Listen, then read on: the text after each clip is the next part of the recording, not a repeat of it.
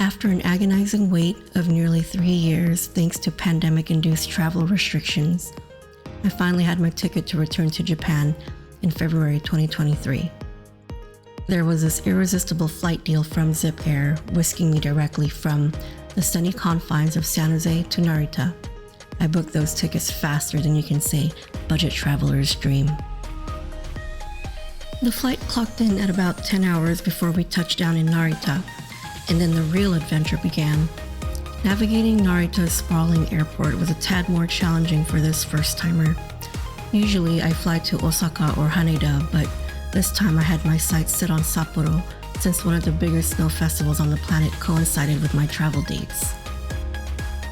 By the way, I snagged these domestic flights from Narita to Chitose for only $40 a pop, which is a steal considering the alternative was breaking the bank directly from San Jose to Chitose.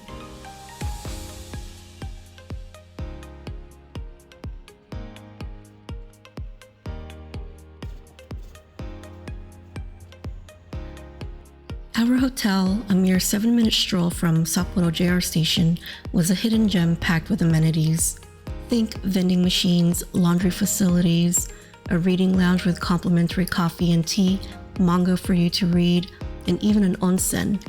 Sorry folks with visible tattoos, you're out of luck. There was also a smoking room near the entrance and a handy doorway connecting us to the adjacent cafe.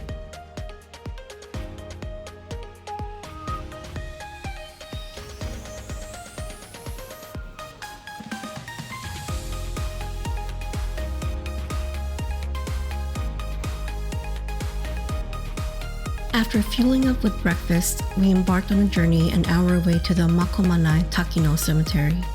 The snow was so blinding, it made me wish I had brought sunglasses. Talk about a bright idea.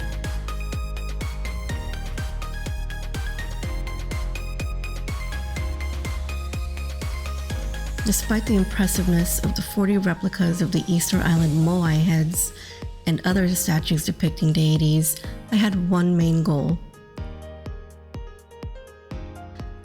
My main pilgrimage was to see the Grand Buddha statue.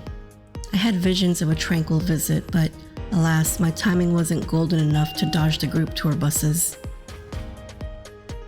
After the Buddha's appearance, superstar architect Tadao Ando decided to give it a makeover, surrounding it with an artificial hill that only reveals the top of the Buddha's head from the outside. 150,000 lavender flowers have been planted on the hill, which I obviously didn't see on this trip, but I'd be very interested in coming here during the summer season just for the view. Curious about the nearby cafe, we lucked out with it being right around the corner from the shrine's entrance. Snacks, drinks, souvenirs, perfect for thawing out in between blizzard bouts.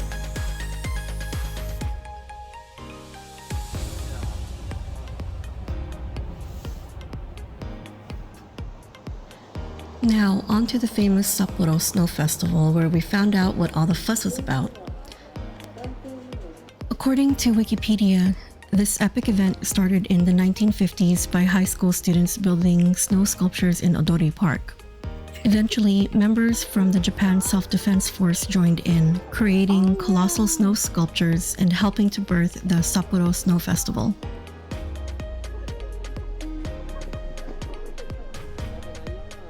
All the anime sculptures scattered around the park had me in a tight otaku chokehold. It was wonderful to see the time and effort people put in for this event. But one letdown. COVID had the street food area canceled this year.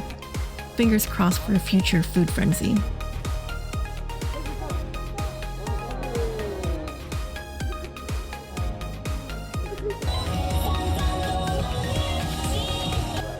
After spending 3 miles meandering the main festival area, we were exhausted and ravenous. It was finally time to leave the festival to find an early dinner. We stumbled upon a nearby izakaya where the alcohol was overpouring and the yakitori grilled to perfection.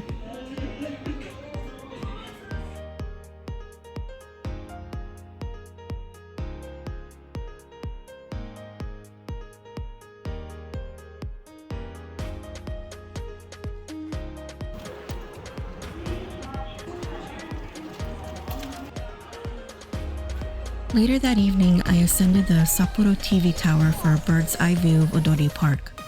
The night was bustling, and the elevator line was no joke. Sure, you could take the stairs, but I'm not about that life, so I stood in line for the elevator.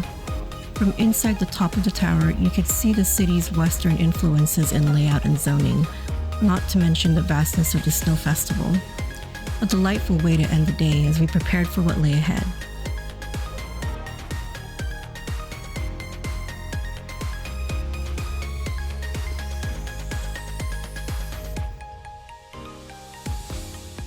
Before my trip to Sapporo, I reached out to a foreigner-friendly salon on Instagram and scheduled a haircut.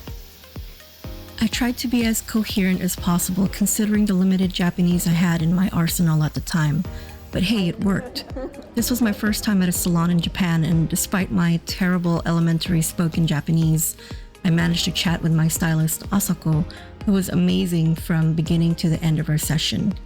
We even got to know each other a bit and follow each other on Instagram now.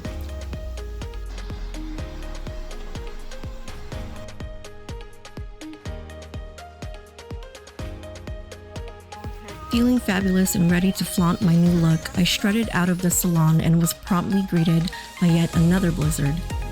Sapporo's winters sure know how to keep you on your toes.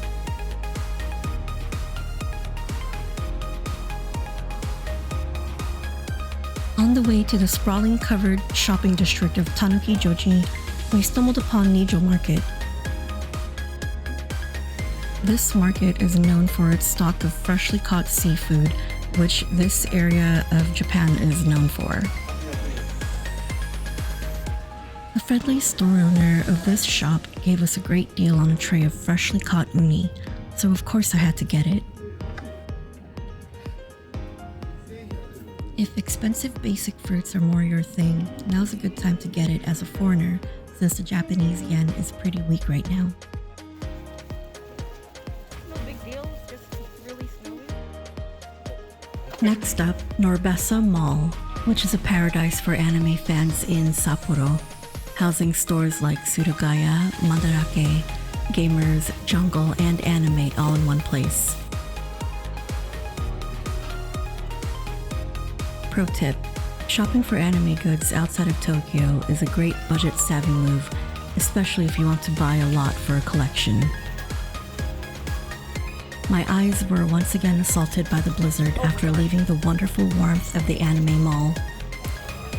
It was time to forage for sustenance, so we settled on suage. Sewage? Swage. One of those. Because I wanted to eat soup curry, which is a specialty in Hokkaido. I don't remember exactly the names of the soup we ordered, but it was very delicious and hearty. Exactly what we needed to survive the 10-minute walk from the mall back to our hotel.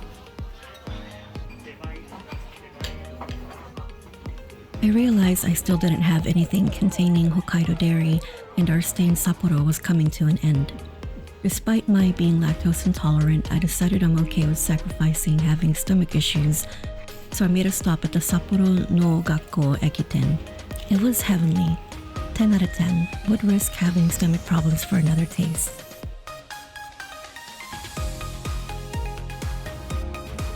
There was still so much I didn't get to do on this trip and places I didn't get to visit, but I'd be damned if I left without visiting the Pokemon Center out here. I wanted to find Sapporo exclusive merch, but my timing was incredibly poor and was sadly unsuccessful in this endeavor.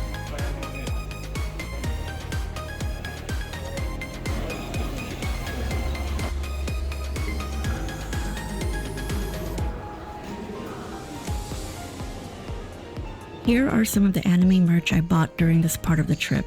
I'm very happy to have found this Guts figure, as most Berserk stuff is dead stock now. So this just about sums up our short stay in Sapporo. Thanks for watching if you made it this far, and please watch part 2 of this trip where we head to a ryokan deep in Gifu Prefecture. Bye bye!